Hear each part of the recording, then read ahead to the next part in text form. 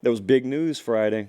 Big news. I'm in Nashville, so it was huge news in this state. State of Tennessee looking over there in Knoxville saying, you guys about to get hammered? And some pseudo journalists, if you want to use that word, lowercase on the J out there, claiming Tennessee is going to get hammered. And then all of a sudden, a federal judge looks at the NCAA's case against Tennessee and literally lights it on fire right there in front of God and everyone. Just lit the thing on fire, and the NCAA just continues to implode in on itself like a dying star. I don't say that celebratorily, probably a word, because I always know that with something like this that happens, there are all kind of bits of collateral damage out there that just end up not being fun. So the big loser here was clearly the NCAA. The bigger losers, I would imagine, would be the remaining members of the esteemed college football media that carry the water for the NCAA, because it's a really bad look for them. Really bad look. Boy, that headline, you guys in Knoxville know what I'm talking about. That headline when the NCAA came after Tennessee was bold-face, all caps. And then when the federal judge strikes it down, it's lowercase. It's over here in the corner. It's 4:45 on a Friday afternoon. I guess that's just the state of the world we live in these days. Is there going to be a period of chaos because of what happened here? Certainly. Essentially, if you don't really know, if you don't follow this stuff, a federal judge said, NCAA has no right to legislate or to control anything related to NIL. Essentially, what they said is anybody at schools, forget the collectives, any school can just go out, and collectives as well can go out and just negotiate at any given time, and it's straight up recruiting pay for play.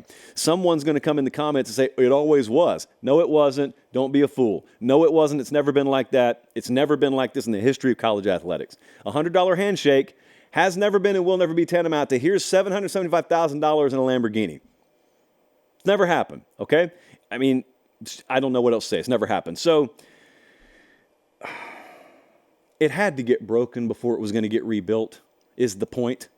And just like when we're talking about the playoff, that stuff, whatever's going to happen, has to happen quick. With the NCAA imploding in on itself, like the aforementioned dying star, at least it's happening quick. And so whatever results from this and the movement going forward will all kind of have to align with what are we going to do to rebuild, because it's broken now. This is the NCAA broken down. Not ceasing to exist, but broken down. The NCAA as you know it is done. The NCAA as the overreaching enforcement arm of college athletics is done. They are completely without any limb left to reach out and bang you over the top of the head. Done. They still exist, but more as a little shield than an actual weapon that could ever be fashioned against you. The movement going forward is going to happen swiftly. And whether we're talking about revenue sharing, whether we're talking about conferences figuring out how to do this, do you independent contract players? Do you make them employees? If they're employees, are they employed by the school? Are they employed by the state? Are they employed by the conference, which is the way I think they're going to go, which still doesn't rid them of some of the financial hurdles they're going to have to overcome? The answer, heard Shannon Terry say this the other day. Uncle Shannon, as we like to call him in these parts. He said the answers to this lie in Chicago and Birmingham. The answers are the Big Ten and the SEC. He's right. It's always been that way. It's always been that the answer for the future of college athletics was going to be determined and decided by the Big Ten and the SEC. The conferences are the answer, not the NCAA. The NCAA, when you think NCAA, think 1995. When you think future, SEC, Big Ten, think 2025 and beyond. I completely agree with that sentiment, have for a long time. One thing they're wrestling with now, I can share this with you as well. One thing they're wrestling with right now, talking to some folks behind the scenes about this last week, was the employment stuff is so easy to say. It's obviously infinitely tougher to materialize, to make it happen. But even if they were to make it happen, I want you to think about something. Some of you have already thought about this. If you make athletes employees, okay, it's tough enough because you know that different states have different employment rules, et cetera, et cetera.